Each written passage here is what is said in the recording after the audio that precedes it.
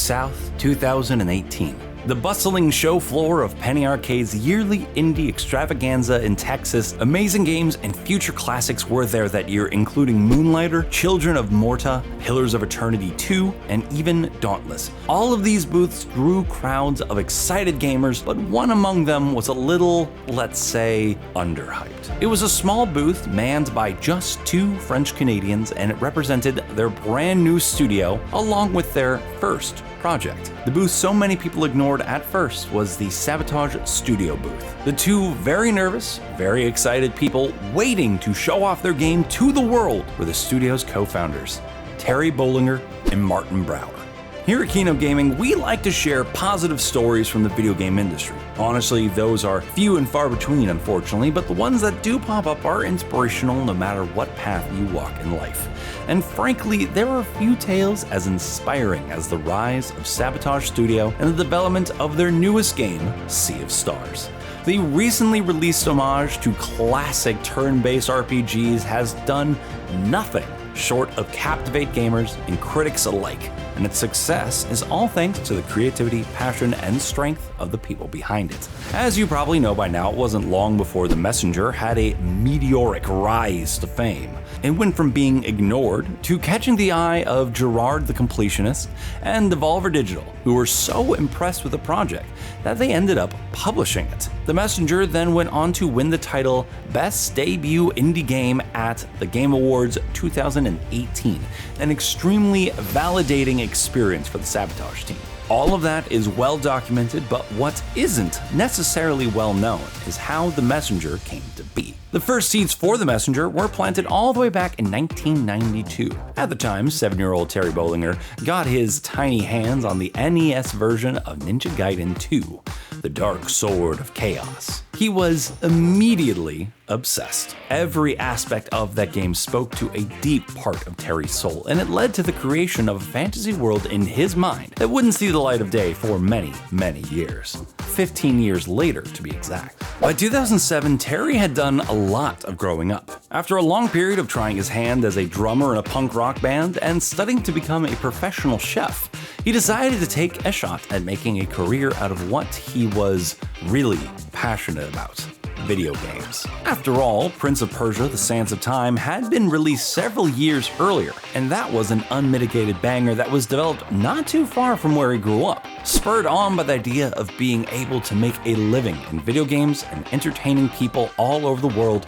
he returned to school to earn a degree in game development. For his first project as a student solo dev, he created a simple 2D flash game called Darkest Night, which was set in the fantasy world he began building in his childhood. The world he had long since given up on after the crushing reality of being an adult set in. With all the purple hues and ninja action it had on display, Darkest Night formed the basis of what would become The Messenger, an entire decade before anyone would see it. Theirry went on to get a full-time job as a gameplay programmer for Quebec-based Frima Studio, working on games like Littlest Pet Shop Online, Skylanders Universe, and Lego Bionicle: Mask of Creation. He had ultimately succeeded in turning his passion into a career, but he couldn't shake the burning desire he had to bring his childhood fantasy world to life. So in 2014, he pitched the concept for The Messenger to his employers at Frima Games. Unfortunately, it did not go well.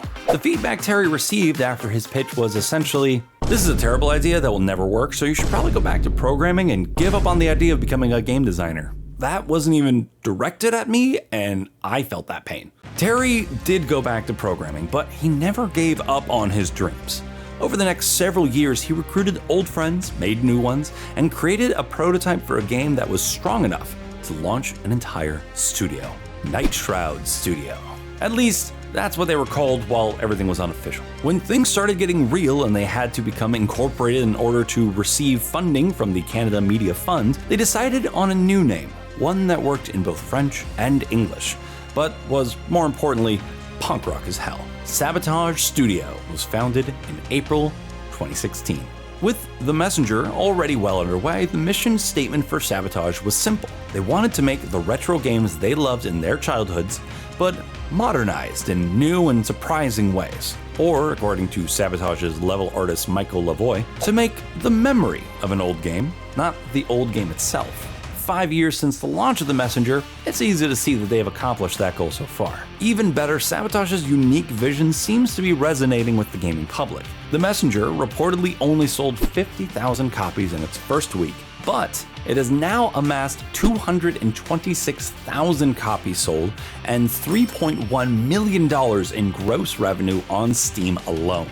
That doesn't even account for the 3 other platforms it's available on. Considering the positive word of mouth and the critical praise that was heaped onto it, it's easy to say that the Messenger was super successful for an indie studio's first outing. However, as the dust settled on the Messenger and it won its awards, Sabotage Studio had a single question to answer. How the heck do you follow up a game like that? As it turns out, the answer to that question also goes back to Theirry's childhood. After Ninja Gaiden 2 altered young Theirry's brain chemistry, he and his older brother's NES also crossed paths with Chrono Trigger. As a French-speaking kid in Quebec playing a JRPG with no French language option, he wasn't really able to be immersed in the story of the game, which is a shame in its own right, but the language barrier didn't matter much after Theirry got sucked into it. The music, ambiance, and gameplay struck a chord with him much the same way Ninja Gaiden 2 did a few years before. So when it came time to work on something new, something different, from the game that they had been working on for so many years, the answer was clear. After a month-long period of rest, Sabotage Studio got down to business on their new project in December 2018, a classic turn-based RPG called Sea of Stars. Sabotage's goal for this new game was to create an RPG that finally combined all of the best parts of the iconic RPGs from the NES era. The timed inputs of Super Mario RPG, the non-instanced combat of Chrono Trigger, it all had to be there. On top of that, it also had to have seamless exploration, fluid animations that remained true to its inspiration, and a tangible world that the player felt a part of. The folks at Sabotage Studio definitely had their work cut out for them, but if I had to describe the spirit of the studio with a single word, it would be spunky. The team attacked Sea of Stars development with all the passion that made the Messenger so beloved. And in doing so, they had another crazy idea that would push their studio into the higher levels of the gaming industry. They wanted to go fully independent and publish the game themselves. After the Messenger Picnic Panic shipped and received a partial tasty collaboration with French-Canadian burger chain Chez Victor, the entire Sabotage team was able to transition to Sea of Stars development. From there, it was full steam ahead. In addition to the work of actually building the game, Sabotage was also working on building its own marketing infrastructure to promote and publish the new project. All of the revenue from the Messenger was reinstated into Sea of Stars, so the success of the game and the longevity of Sabotage Studio relied on the team making the same magic a second time, with the added challenge of publishing. There was no room for mistakes, so the plan was to partially fund the game's development through a Kickstarter campaign, which would also serve as a test to see if there was even an interest in the type of game they were making. They started prepping Sea of Stars reveal and crowdfunding campaign in September of 2019,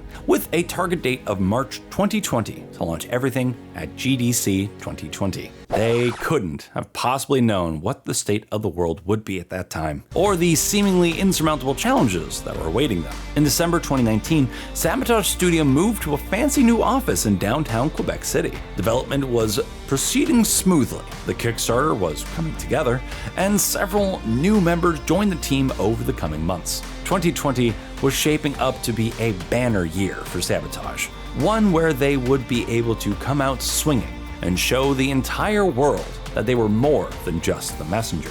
And then the pandemic struck, and all of that momentum that Sabotage had built up came to a screeching halt. Lockdowns were enacted, GDC was cancelled, and Sabotage's finely crafted plan had a serious wrench thrown in its works. There were sleepless nights as immense stress descended upon the entire team for plenty of reasons. The work environment that had been crafted over 4 years, where working at Sabotage felt like making awesome games with your friends, would no longer apply for quite a while. And not only did they have to navigate a new way of life and doing business in unprecedented times, but the future of their studio depended on a project that people might not be as receptive to given their new situations. Thankfully, that ended up not being the case. Sabotage revealed Sea of Stars and launched its Kickstarter as planned in March with a video pitch that contained what would have been Theirry's GDC presentation. He also managed to keep appointments that had been made to discuss the project through remote meetings, and nobody at Sabotage could have predicted the response people would have to their latest passion project. The campaign had reached its goals in just 7 hours.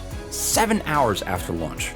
In less than a normal business day, Sea of Stars' fate was sealed, and it seemed like people were really excited to see what Sabotage could do with an RPG. By the end of April, Sea of Stars landed an exciting guest composer in Yasunori Mitsuda, the composer of Chrono Trigger, and the project's Kickstarter ended with a whopping 1.6 million Canadian dollars, smashing all of its stretch goals and becoming the biggest Canadian video game campaign of all time. It's an explosion of motivation that pushes everyone at Sabotage Studio to keep going, but there were still plenty of ups and downs to face before Sea of Stars would hit completion. Beloved team members parted ways, new ones signed on, and the bromance between Brouard, the completionist, and Theirry gets even stronger with specially made demos of Sea of Stars that were played at every Indie Land event leading up to release. One of them even featured Brouard himself as a character in the game. After 5 years of development with mixed periods of remote and in-person work,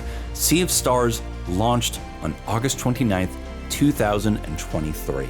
It sold 100,000 copies on launch day alone, and then it sold more than 250,000 copies in its first week. That's 5 times more than The Messenger's first week and more than Sabotage had projected for the game's entire first year on sale. It has also enjoyed rave reviews and is currently sitting pretty with an 88 Metascore. As soon as Sea of Stars launched, it was clear that the gamble Theirry and Sabotage Studios took paid off. As a fan of passionate creators and Triumph in general, I am happy to see the success of Sea of Stars. And I'm even more happy to know that Sabotage Studios will absolutely continue to make awesome games, not based on metrics or industry trends, but based on what they want to make. Games based on the things that drive and inspire them.